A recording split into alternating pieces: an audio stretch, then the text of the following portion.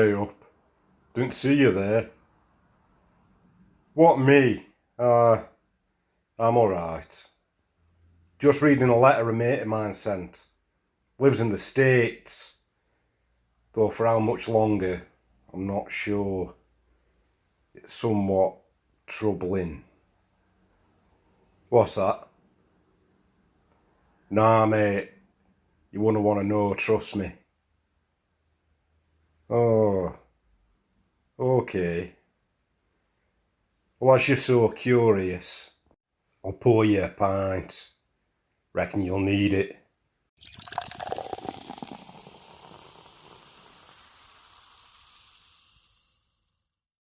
There you go. Don't say I didn't warn you. Have you ever read personal accounts of people from the past who've experienced something traumatic? I'm sure you have. Because in history class, all we did was read personal accounts or testimony from World War I or II.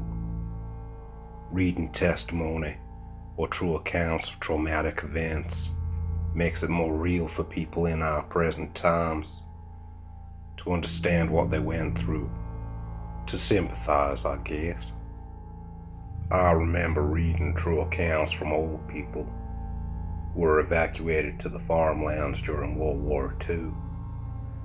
And all I can say is that I'm glad I wasn't born in their times. In my attic, I found a box full of past accounts going back to when slavery was legal in America. What was strange about this box was how it appeared in my attic, because my attic has always been empty and unused. The only reason I went up to my attic was because I needed to locate the holes in my roof where water was leaking through, as well as the wind. When I saw the box, I couldn't help but get interested, to start reading all the testimonies of the past.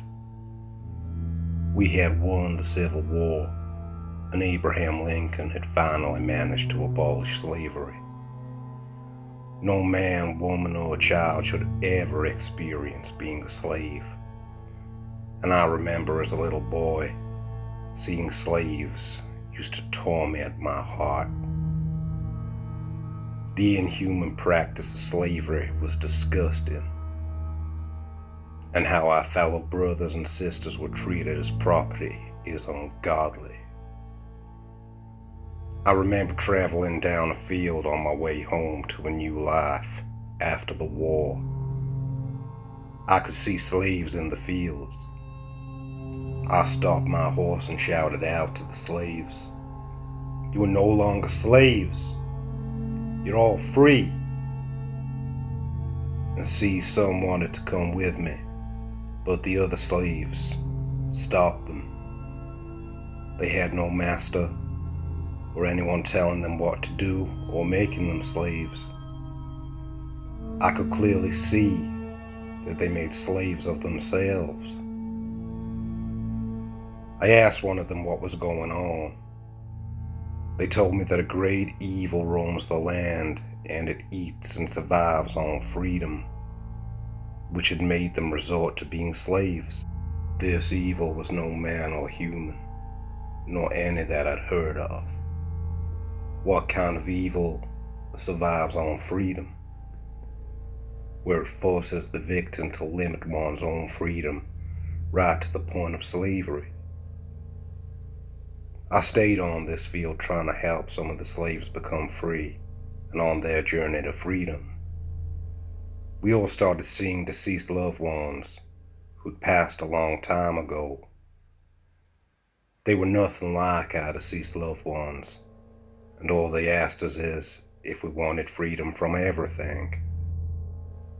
Some of the slaves accepted, and I saw with my own eyes what these resurrected loved ones were.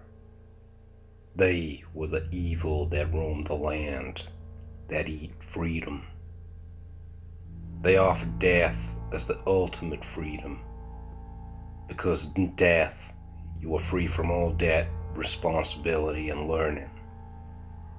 I myself had been infected and I joined the other slaves on the field doing slaves' work and limiting my freedom in every way to keep those creatures at bay.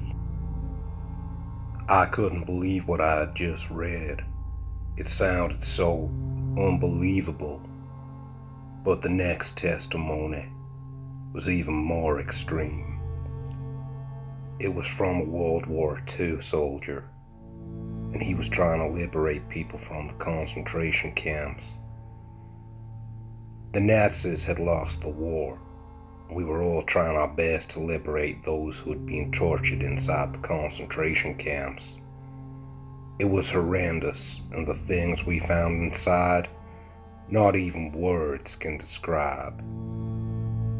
But there were some who still couldn't get out of the camps. They needed to be prisoners inside those concentration camps, as they kept telling us, and they needed to constantly limit their freedom.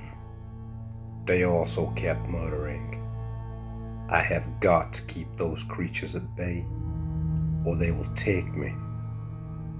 At first, I didn't understand them, but I finally got it.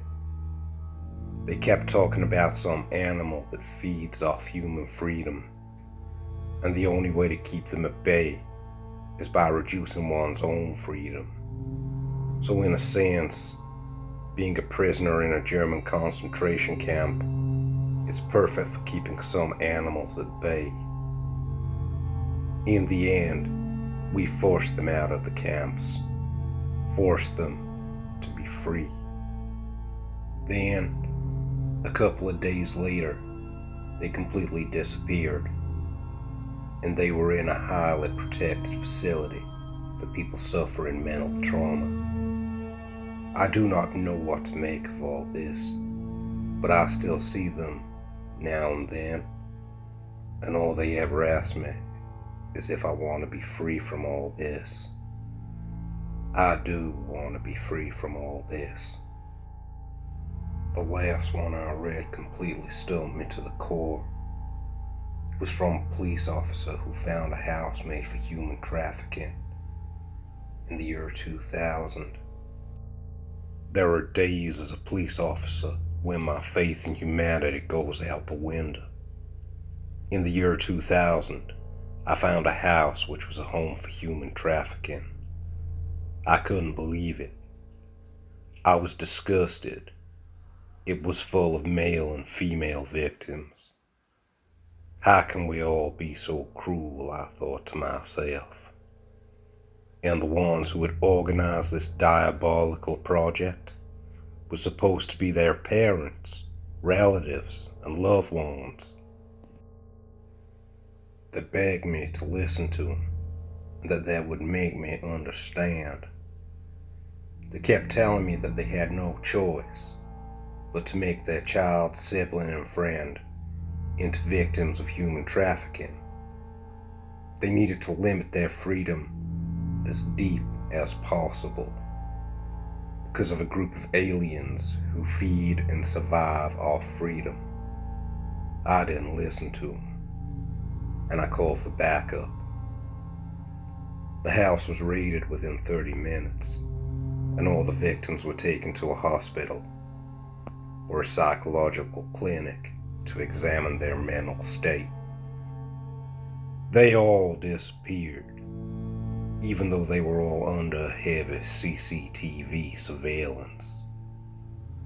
Then, in that moment, I found a box in my flat that wasn't there before. I live alone since my wife divorced me. She has my boy most of the time. This box was full of testimonies and personal accounts from people who have some experience dealing with these supposed creatures who survive off human freedom. Not long after, my boy started to see his grandparents, who've been dead for 5 years. They kept asking him whether he wanted to be free. And when I saw my parents alive and kicking, trying to make my boy accept their form of freedom, I took my boy away from them. My ex-wife didn't know what to do, and they came to live with me for a while, till we sorted everything out. I had to start limiting my little boy's freedom, bit by bit, to keep those creatures at bay. I understand why the human trafficking house was made. I have no choice but to use a gun and take my son's life, and then my own. My ex-wife, she can carry on living. I couldn't believe what I'd just read, and these testimonies have probably been read before. It's like the creatures collect testimonies to give to present victims. It's like they're mocking, like they want me to know them, and to know they're coming for me. That's when I heard my daughter start laughing in joy, when she sees Bundy, our pet dog, who died last year, rolling and moving around in the garden. It started. I know, somewhat perplexing. I'll get no sleep tonight, that much I can tell you. By your expression, nor will you. Well, I did warn you, didn't I? Anyway, I can see you're in a hurry to get going. Well, come again sometime. Have a good one. I'll be seeing you.